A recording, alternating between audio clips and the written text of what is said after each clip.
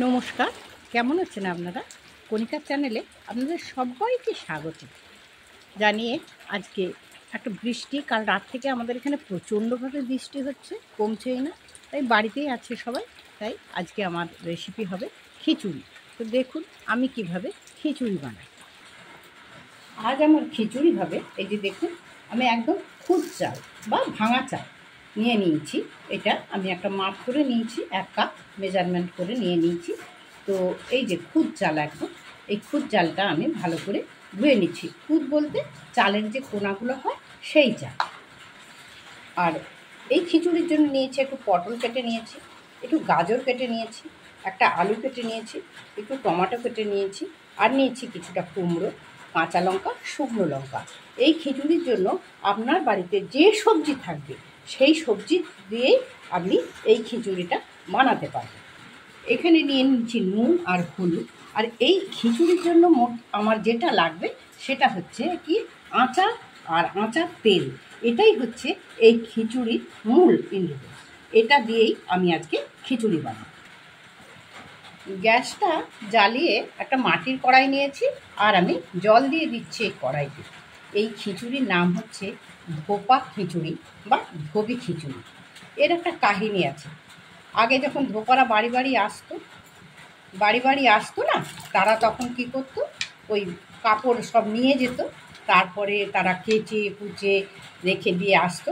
তাদের হাতে তো সময় থাকতো না, তাই তারা কিছু মোটা চাল বা এইরকম খুদ চাল সংগ্রহ করতো। আর যা সবজি পেত, সমস্ত সবজি এইভাবে ওরা চাল দিয়ে সমস্ত সবজি এতে দিয়ে দিত। দেখুন, আগে আমার জলটা দিয়ে দিলাম, ওই যে খুদ বা কোনা যে চালগুলো দিয়ে দিলাম, আর দিয়ে দিচ্ছি সমস্ত সবজিগুলো এতে। এবারে আমি দিয়ে দিচ্ছি। তো ওরা এইভাবে সমস্ত সবজি দিয়ে দিত এতে। আমিও সমস্ত সবজিগুলো সেই মতো দিয়ে এইবারে নুন আর হলুদটা দিলাম। নুন হলুদ দিয়ে এইবারে আমি এই যে আচারের তেল রেখেছি, ওই আচারের তেল একটু ছড়িয়ে এবারে একটু নেড়ে চেড়ে ঢাকা দিয়ে দেবো। আসলে ওই যে ধোপারা থাকতো না, ওদের হাতে সময় কোথায়, ওরা কি করতো, মাটির উনুনে জ্বালানি দিয়ে এমনি করে একটা মাটির হোক বা তাদের যে পাত্র থাকতো, এমনি করে সমস্ত কিছু ঢাকা দিয়ে ওরা আবার চলে যেত সেখানে।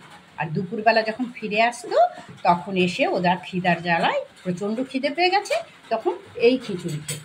তো আমিও সেইভাবে ঢাকা দিয়ে দিলাম। ঢাকনা দেওয়ার পরে গ্যাসটা আমি মিডিয়ামই করে দিলাম, কারণ এটা সেদ্ধ হতে সময় লাগবে। তো ঠিক আমি যেভাবে দেখেছিলাম আমার মা করতো, মায়ের ওখান থেকে ধোপারা কাপড় নিয়ে যেত বাবার বাড়ি থেকে, ঠিক যেভাবে আমি দেখেছি বা শিখেছি, আপনাদেরও আমি ঠিক সেইভাবে দেখানোর চেষ্টা করছি। একটা জিনিস বন্ধু আপনাদের দেখাই। কয়েকদিন আগে আমার প্রচণ্ড কোমরের পেন হচ্ছিল। তো ডাক্তার দেখালাম, অর্থোপেডিক, বললো কিছু না, বয়স হচ্ছে, ধীরে ধীরে এগুলো তো হবে। তো নিচে যেন একদম না বসে সবজি কাটা হয় বা নিচে না বসা হয়। তাই আমার হাজবেন্ড, এই দেখুন, আমার জন্য একটা, আমি তো ছুরি দিয়ে কাটতে পারি না সেভাবে ছোটোখাটো জিনিস, এইভাবে একটা টুল বানিয়ে দিয়েছে।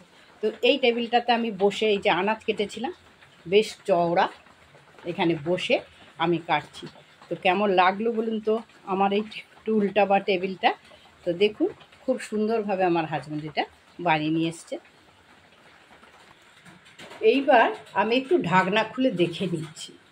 ওদের দেখা হতো না, ওদের আর সময় কোথায় ছিল বলুন।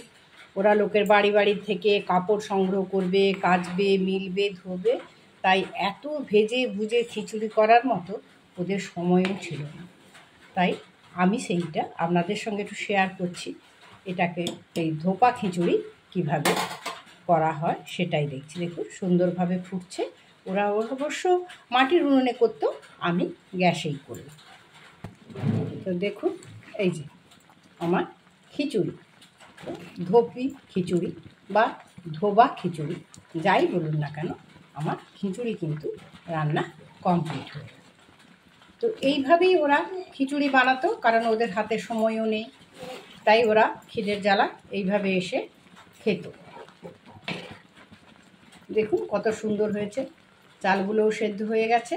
ওই মোটা একটু চাল নিত ওরা, তখন আর সরু চাল কোথায় পাবে, মোটা চাল বা ওই যে আমাদের গ্রামেগঞ্জে চাল আমরা পাঁচড়ে নিয়ে যে খুদটা বেরোতো সেই খুদ চাল দিয়ে এই আমার খিচুড়ি কিন্তু একদম কমপ্লিট হলো। এইবার একটা কলা পাতা নিয়ে নিয়েছি, তাতে আমি খিচুড়িটা ঢেলে দিচ্ছি এমনি করে।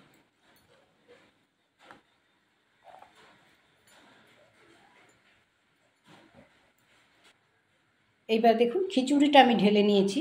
এই খিচুড়ির যেটা মূলত এই যে আমি আম দিয়ে দিলাম, আর এই যে এবারে আম তেলটা ওপর থেকে ছড়িয়ে দিলাম। এইভাবে ওরা এসে খেত। তা আমি ঠিক একইভাবে আপনাদের দেখালাম যেভাবে ওরা খিচুড়িটা বানাতো। জানি না আপনাদের কেমন লাগবে। আর কেউ যদি মনে করেন যে এই খিচুড়িতে একটু মিষ্টি আমরা যারা খাই যদি মনে করেন দিতে পারেন, নাহলে এমনি এটা খুব সুস্বাদু, শরীরের পক্ষেও খুব ভালো। তাহলে আজকের মতো শেষ করছি বন্ধু। সবাই ভালো থাকুন। সবাইকে নমস্কার জানিয়ে আজকে আমি আমার রেসিপি শেষ করছি। নমস্কার।